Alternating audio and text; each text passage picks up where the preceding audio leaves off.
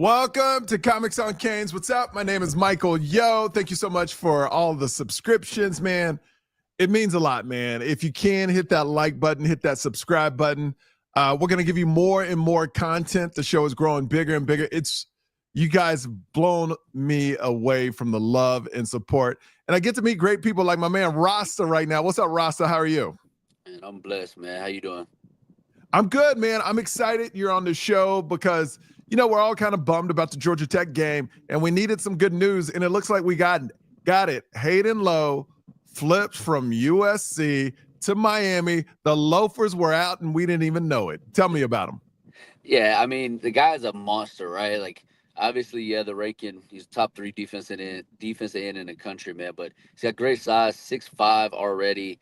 I mean, he's a monster coming up the edge, speed rusher, but his hands are great, which is kind of a good thing to have, coming out of high school, because that's usually something you learn once you get to college, right? Unless you're a polished guy. But, there's still a lot of tools that JT can unlock. And, there's a lot of things that he still has to develop into.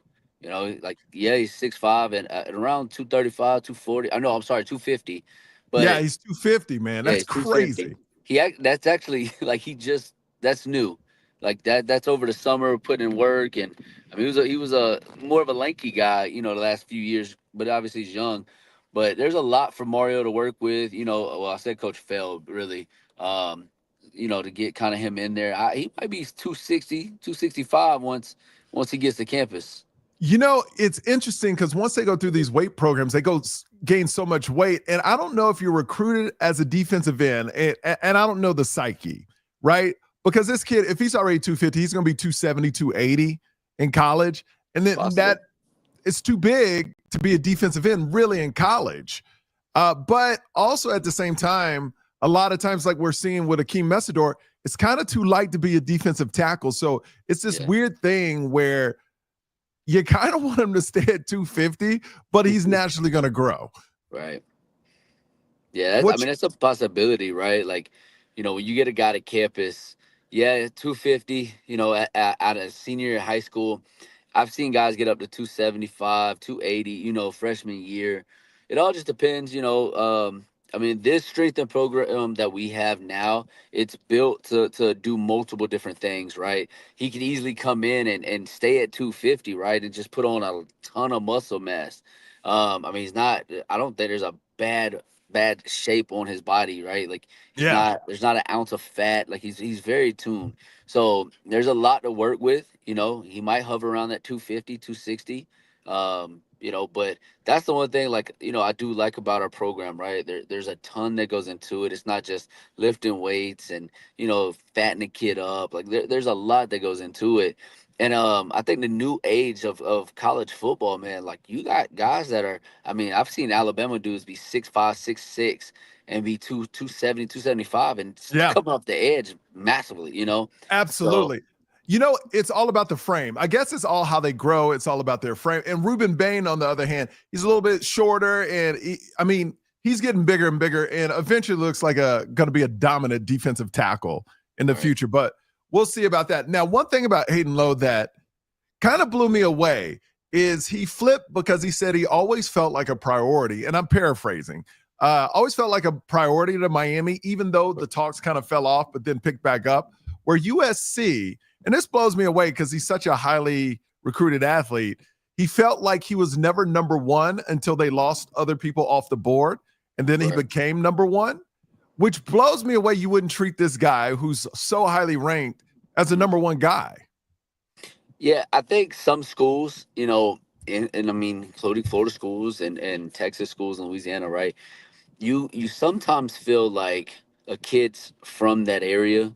I don't have to recruit him as hard, right? You get that hometown bypass, like you don't have to pay as much. You don't have to root him or recruit him as hard. And sometimes that happens, right? Like even Jabari Anton, right? He didn't feel the love from Louisiana, from LSU, and he's from Louisiana. And he's always felt like a priority with Miami, and we were his first offer. There's a lot of different factors, right?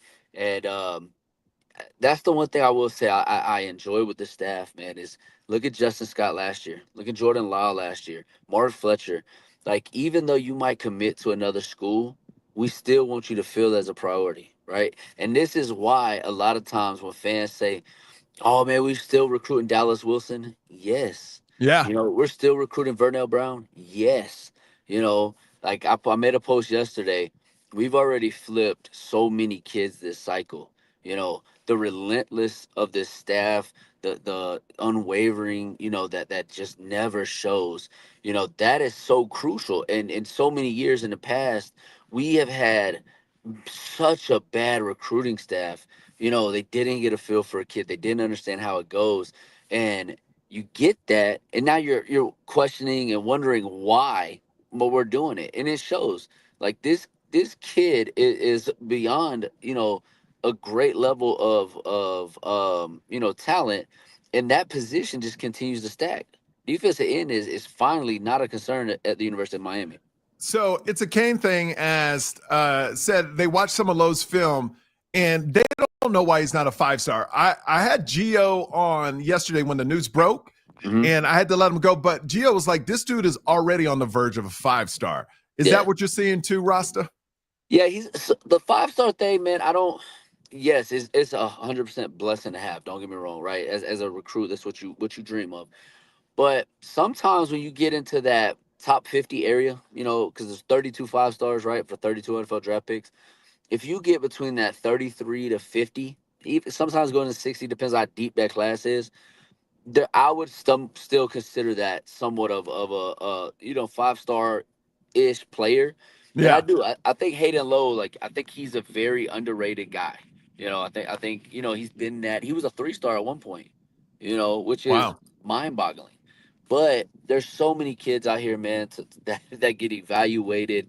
That go through the process that camp. Some they don't make camps, so they don't get the rankings they deserve, and there's a lot of different things. So, I tell people all the time, don't get always caught up into the rankings. Go watch the tape yourself. Understand who he's going against, like at the talent level, where he plays at.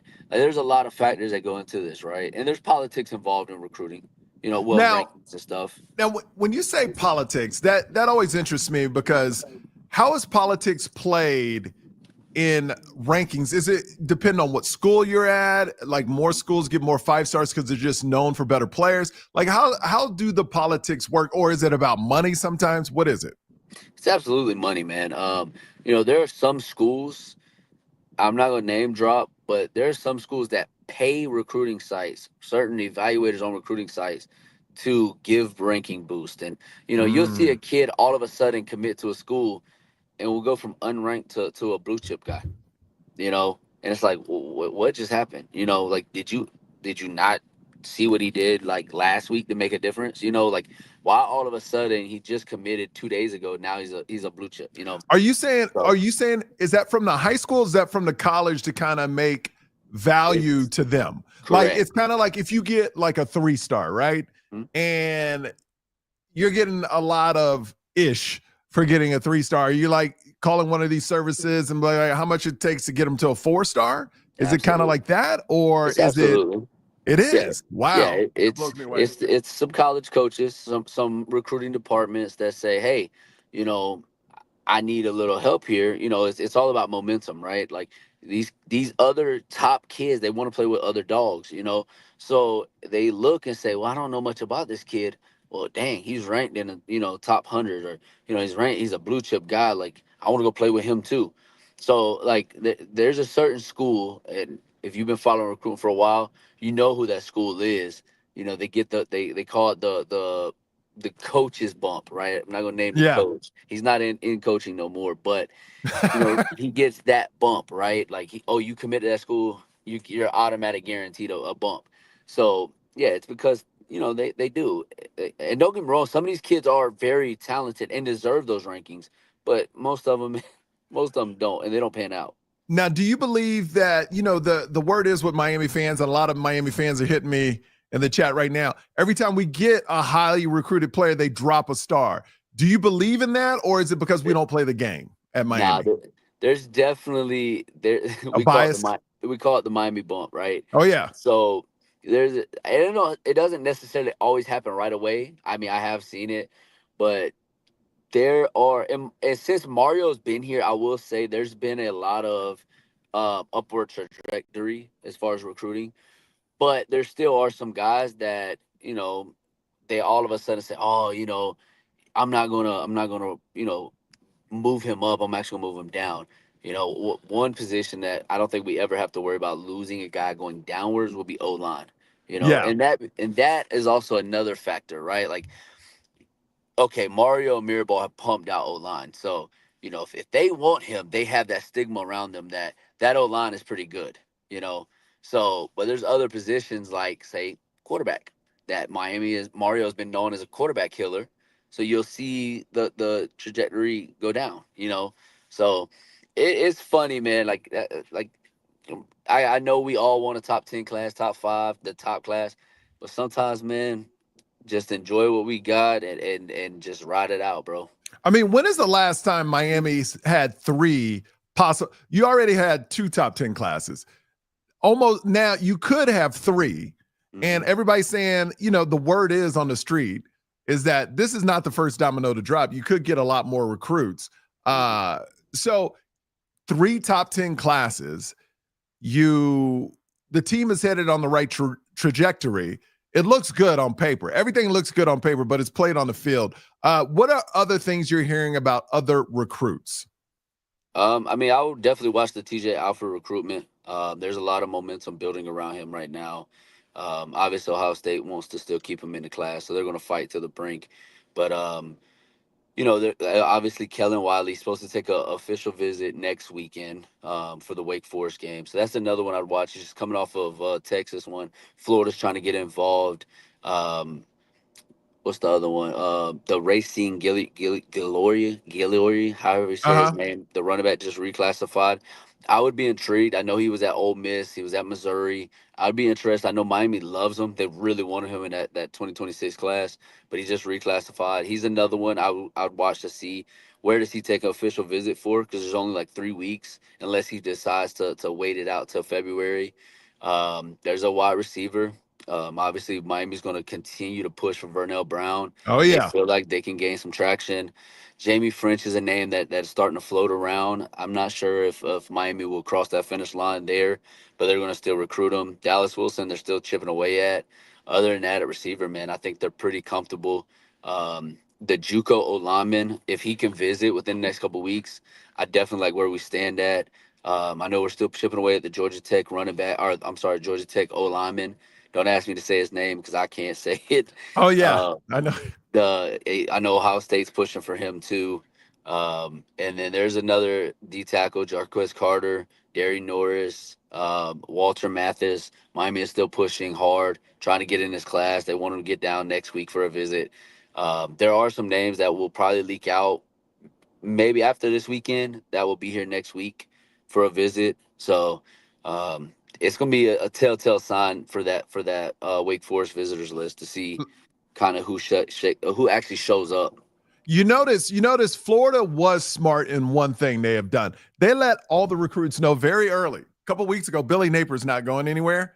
And that was Mm, important for a lot of recruits, especially coming down to huge. December 4th. They had to Mhm. let people know he was going to be around before they start losing those recruits too, because it was up in the air. Yeah.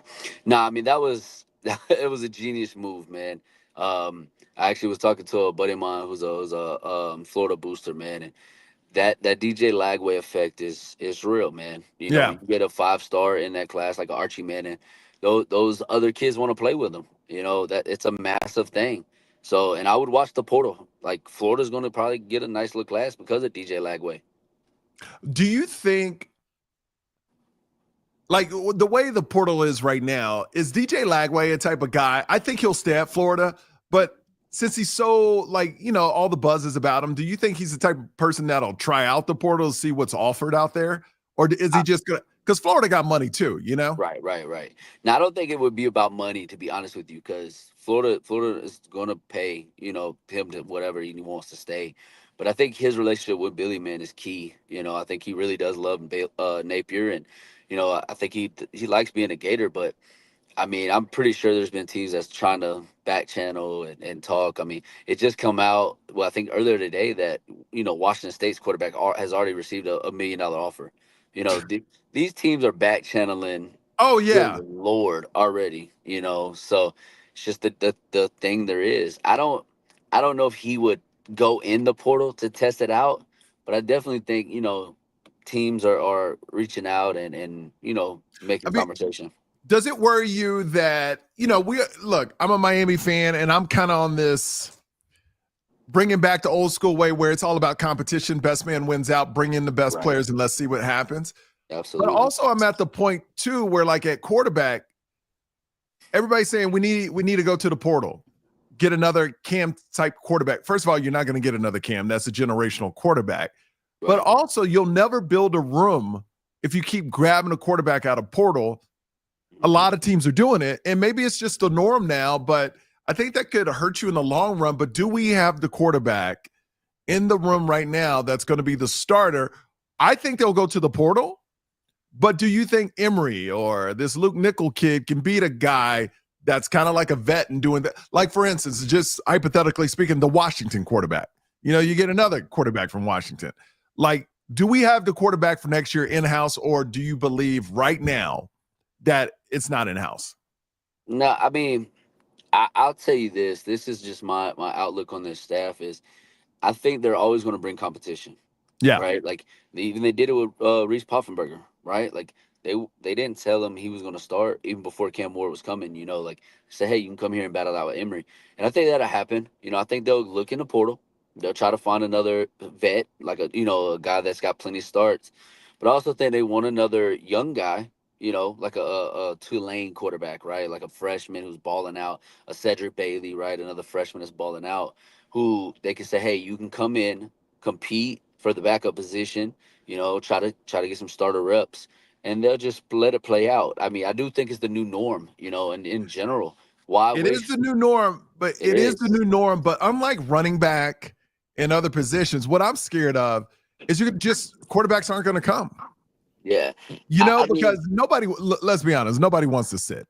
And Emory, I'm sure they're going to have a discussion with them. And the end of December, January is like, no, we're bringing in another guy. You got to make a decision what you're going to do. Mario's a straight shooter. I believe that's the conversation it's going to have. I believe Poffenberg is going to leave. I believe Luke Nickel, since he's the hot new thing, he'll get a shot right. like in the competition. But I think everybody's going to know we're going to bring in a portal guy. And it almost seems the more success you have with a portal quarterback, the more it becomes the norm where let's hypothetically say we didn't get Cam and it was Poff or Emory. And we're like sitting at 8-3 right now, right? We're all happy, or 7-4, whatever we are. We'll be like, all right, well, Emory will be better next year. That's our mindset. Or Poff will be better next year. Now you had a home run with Cam and you're like, we need to get another home run. Mm-hmm. And you never develop, which means quarterbacks are going to stop coming, which it's kind of like the running back room right now.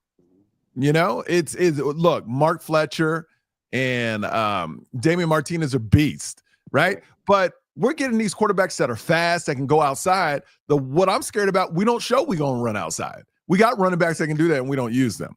You know what I mean? So that's what's crazy to me about the Miami situations right now. Are you there, Rasta? Did we lose Rasta? He frozen. I froze him up. Rasta, come back, Rasta. Did we lose Rasta? I think we lost Rasta. Well, I want to put up till Rasta pops back in. Rasta, you there? Until he pops back in, we are live. I want to get to some of your comments right now. Let's see. It's a Canes thing, man. Emory Williams is going to be a superstar. A lot of people believe. I believe that too. I think Emory is that dude. I think he needs a little bit more weight on him, but he shows he's a competitor. I mean, Florida, I really believe Florida State last year, if he would have stayed in, we could have won that game. We knew Tyler Van Dyke, TVD, had a mental block by that time. And when he threw any pass, we all held our breath, TVD. Like, oh, is this going to be an interception? So if we're feeling that, just think what TVD is feeling. Rossi, you got to call back in. You're frozen, bro. Okay. Doo-doo. What up, Doo-doo Brown? Anyway, I can tell you that this next year's quarterback, let me put it, change my screen because Rasta popped off. He's going to pop back on. Oh, there he is. There he is. All right, we're going to add Rasta back on. It says, I can tell you that next year's quarterback is not on this year's team. A lot of people believe that too. I mean, I can see that. I'm just going through some quick comments and I'm going to get your final take, Rasta. Emory's arm is more accurate than Ward, in my opinion, just needs rep. I wouldn't say more accurate. I think Ward has a very accurate arm. Since Emory doesn't have the confidence of Ward, Emory's more safe and won't take as many chances as Ward does. That's my opinion on that. Is Horton staying? Who will be our starting receivers? I think Horton got the bad end of Sam Brown, man. Because Sam Brown, to me, is a drop machine. I mean, 3rd and 9, first down, changes the whole trajectory of the game, drops the ball. This dude drops the ball. And it's not, he's almost to the point where if they throw the Sam Brown, I'm not, I like if you throw to Xavier Restrepo, hey, Rasta, you fell off again. Rasta. Try one more time. If it doesn't work, it's all good. I'll answer these questions. Here's where I am with Sam Brown. When let me take him off the screen real quick. I hate making Rasta look like that. He just frozen. Let me just take off the brand in here. All right. So how I feel about Sam Brown is when they throw the X, we're like, okay, he's going to catch the rock. When they throw to Sam Brown, I'm like, I hope he catches it. I don't know if he's going to catch it. This dude is not reliable. You know, this dude drops a lot of passes. So that's where I'm at with Sam Brown. I'm sure a lot of people are with me, and I think it's taken a lot of reps from Horton. And Horton has proven that he's like that dude too. He's that dude. So if I'm Horton, I think we got Rasta back. You there, Rasta? Yeah, I can hear you, bro. All right. I think with Horton, I think he's that dude, and I think he's better than Sam Brown. And I think Sam Brown's taking a lot of reps from Rasta because, you know, he's a senior, and I'm sure there's some politics into that. Chris Johnson needs to move to a wide receiver next year. The thing about that, he's a burner, but if we're not going to run outside, like Chris Johnson to me is a dude that could transfer because they're bringing in 2 more running backs, another guy. And if he really wants to play running back, he's not staying. Now, if he's like, oh, well, I'm going to go against Ray and I'm going to go against other people in the slot, maybe so, he's a burner. Right. But, you know, what's your take on the receiver room this year? A lot of people thinking CJ will transfer. Yeah, I mean, I agree. I just think there's better opportunity for some of these guys that are getting now into the 3rd year, like CJ, AJ Allen, stuff like that. But I also think there could be some attrition at a wide receiver. You know, I mean, there's Ray who's going into his 3rd year. He might need, you know, some more reps somewhere else. Yeah. You know, but I do think they need an alpha. You know, they need a Jeremiah Smith, a Ryan Williams. You know, they need a dude that can come in immediately and be a difference maker. You know, I think they go in the portal. You know, Do you not think like JoJo could be that guy? Yeah, but I think they want a proven guy, right? Okay, gotcha. I think you need. Now, I love JoJo. I think JoJo can be elite, but I think, you know, going into next year, you're bringing in another portal quarterback, you know, another vet. You're going to want a guy that's a vet too, you know, to be a number 1 wide receiver. And then you could just work JoJo into there because you got JoJo who's been banged up, you know, half the year. You got Nakar who had a little stinger and Chance Robinson who was hurt when he got in. So those guys just got to work themselves in, you know. But I think, you know, I love the wide receiver room. I love the trajectory of it. I think Joshua Moore could potentially become that big dog, you know? Yeah, let me ask you this. Who is that one dude in the portal right now? I'm not in the portal, but like as far as recruits could be that number 1 guy, like the outside threat, the tall receiver. Is there a guy that's being recruited right now? Maybe he's at another school, like a flip tire. Is that the Vernell Brown? Is that what receiver is that out there right now? That could be that dude. There's my number 1. If I had to choose a receiver right now, would be Dallas Wilson. I mean, Dallas Wilson. Okay, and why? Yeah. Why? 6'4", 200 pounds already. Runs a verified 4.4. Elite route runner. Great hands. I mean, that dude is. I think he could legit come in and be the number one wide receiver this year. Well, Be our his first Jeremiah season. Smith to that degree? To Possibly. a degree. I don't think he's as good as Jeremiah. I think Jeremiah is generational, but Yeah. yeah, he's definitely on that same trajectory. All right. If you could pick, and before I let you go, if you could pick one person to flip, two questions actually. Who's the next person to flip to us if we get them? And if you could name one big person that's on the board right now to flip, who do you think we honestly get? I mean, the guy I think who would pop next, the one I would put on the watch would be TJ Alford, the linebacker Okay, from TJ. Vero Beach. The guy who it would be my number one target, like if y'all could just have a dream list, would be Elijah Griffin. Are we even in that conversation anymore? I mean, we're still talking to him, man. I think it's a long shot. Yeah. Dude, that would be amazing. He's at Georgia, right? Yeah, he's committed to Georgia. Yeah, and they're having a good year. I mean, what could happen? Georgia loses one more game. They could be out of playoffs, and that may change the trajectory of recruits too. So, look, if you're a Miami fan, we are hoping that Georgia loses another game because they got a couple people we want. All right, Rasa, how can people find you, man? You always crush it on this podcast. I mean, on Twitter, Kane's Graphics at Rasta Edits. Instagram and Rasta Edits, Rasta_edits, I'm sorry. And then on YouTube, every Monday night, 8 o'clock, Sebastian Lane, Behind the Mask. And also, Rasta, of course, people asking about DJ Pickett. I think that's kind of done, LSU. I mean, is that your feeling too? Yeah, I mean, I would think I just don't know what his love affair is with Corey Raymond, man. Like, I know he's a great coach. He's got a great resume. But I mean, at the end of the day, bro, I think he would come here and ball out too, But yeah, I think I would still watch it. Anything can happen. Yeah, Mario might say, here's an empty blank checkbook, name your price. I don't know. But yeah, I would still watch it to the end. Anything can happen, especially because I said this on my show Monday night, man.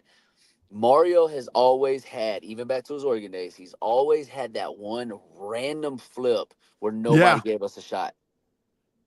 Well, I mean, wouldn't you say Hayden Lowe was that person? Because nobody really saw that coming.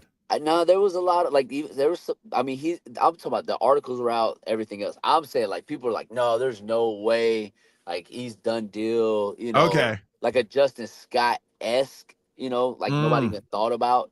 So yeah, now I wouldn't put Hayden Lowe in that category, even though it's an amazing flip. But there were people who had been talking since October that Miami had a shot. And one more before I let you go. I got you. And I think we've moved on from this guy myself, but it keeps coming up in the chat. Solomon Thomas. I think them going after the JUCO people, I don't think they even want him anymore. Yeah, I wouldn't. I would be shocked myself. From everything I've heard, there's no communication there. Yeah, I mean, and I think that's kind of on Miami's side too. I think Miami's going after JUCO guys with experience, and this dude must have burned bridges in the way he handled something with Miami, because even after they fired his coach, his position coach, and he was upset about it, I didn't see any heat from Miami saying, oh, come to my – I didn't even see our fans saying that. Our fans are like, oh, no, we good. We good. All right, Rasta, thank you so much, man. We'll talk soon. All right, bro? Appreciate it, man. All right, take care, Rasta. All right, for everybody else, make sure you follow the podcast. Please subscribe. You guys have, honestly, this is a dream come true for me, man. I love the Miami Hurricanes so much. This is the first time we didn't talk about the defense in a while. So yeah, we're not going to talk about that, but thank you. Thank you for listening to the pod. Please hit that subscribe button. This is how I get paid. I fund all this because I love the Miami Hurricanes so much. So look out for this too. Later today, we're going to do like a troll episode, and we're going to drop it tomorrow, but it's like an FSU troll episode because they're 1-9. So I'm going to give out $100 tomorrow. Look for the episode. I'm going to give $100 away to whoever guesses the Florida State score against that Citadel school. I don't even know who they play. They play a small school. Just to troll them, because I hate FSU. If you can guess the score tomorrow on tomorrow's podcast, not this one, and look for it tomorrow morning. We're going to release it tomorrow morning. Look for it. It's a total troll. We're going to make fun of FSU the whole time, and we're going to go through this schedule and who they lost to. And then at the end of it, I'll give a code word and I'll tell you how you can win the $100, but you're going to have to guess an FSU score. And please don't write FSU because we hate that name. So just write poop or FS poo or whatever nickname you have for FSU, but do not write FSU tomorrow. Think of your nickname for SFU and you can use that and then write the other score. All right. I will talk to you guys tomorrow. Look out for that podcast. All right. Thank you so much. Please hit that subscribe button. Please. I'll talk to you later. Bye.